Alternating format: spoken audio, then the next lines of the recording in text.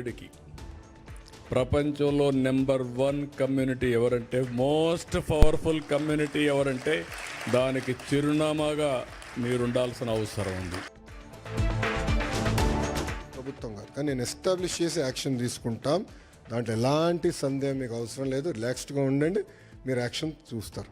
Already మొదలైంది, పూర్తి కూడా చేసే బాధ్యత మేము తీసుకుంటాం.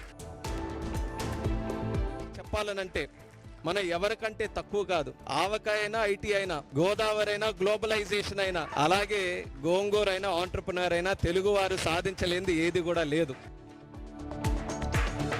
నచ్చకపోయినా ఎవరికైనా ఫ్యూచర్ ఇస్ లోకేష్ గారు. అండ్ కాబోయే ముఖ్యమంత్రి కూడా మన లోకేష్ గారు ఫ్యూచర్లో.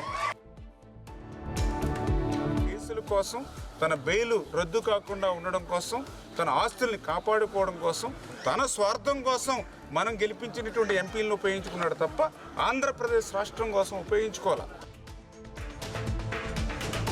1962 పశువులకు వైద్య సేవలు అందించే వాహనాలు ఏమైపోయినాయి, ఎందుకు కనిపించకుండా పోయినాయి? కానీ బిల్లులు మాత్రం 100 కోట్లు క్లెయిమ్ చేశారు. ఆ డబ్బులన్నీ లూటీ చేసింది వాస్తవం కాదా?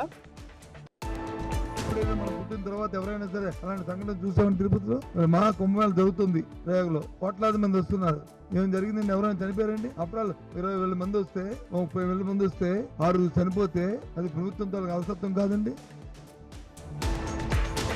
పార్టీ ఈ గతంలో ఎప్పుడు లేని విధంగా ఒక బీసీని ప్రధానమంత్రిని చేసింది, ఓ ఎస్టీని రాష్ట్రపతి చేసింది, ఇంకొక బీసీని ఉపరాష్ట్రపతి చేసింది, 4 గవర్నర్లను చేసింది. విశ్వసనీయ సమాచారం ప్రకారం జరుగుతోందని మాకు అనిపిస్తుంది. నిజంగా ఇలా జరిగితే ఖచ్చితంగా ఆహ్వానిస్తాం. శ్రీనివాస్ రెడ్డి గారు ఉప ముఖ్యమంత్రిగా లోకేష్ గారిని పెట్టుకుందాం, ముఖ్యమంత్రిగా పవన్ కళ్యాణ్ గారిని పెట్టుకుందాం, కేంద్ర మంత్రిగా చంద్రబాబు నాయుడు గారిని చూసుకుంటాం.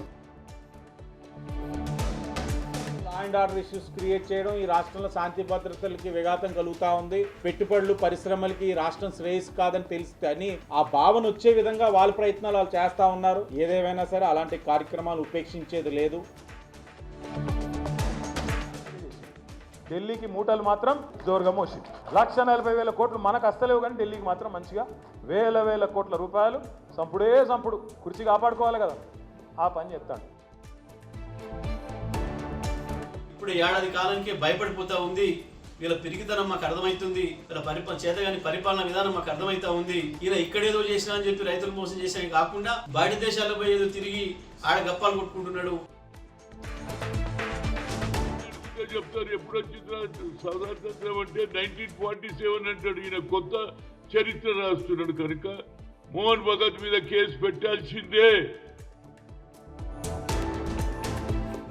కోర్టు ద్వారానైనా పర్మిషన్ తెచ్చుకొని క్లాక్ టవర్ సెంటర్లో ధర్నా చేసి దాన్ని సక్సెస్ చేసుకుంటాం. మేము పోలీసులను పెట్టి ఏదైనా చేస్తామంటే 24వ తారీఖు నాడు ఖచ్చితంగా ఎక్కడైతే మీరు అర్రాజు పెడతా ఉన్నారో ఖచ్చితంగా మేము అడ్డం పడతాం. ప్రజల పక్షాన హౌసింగ్ బోర్డు ప్రజలతోని ఏకం చేస్తాం.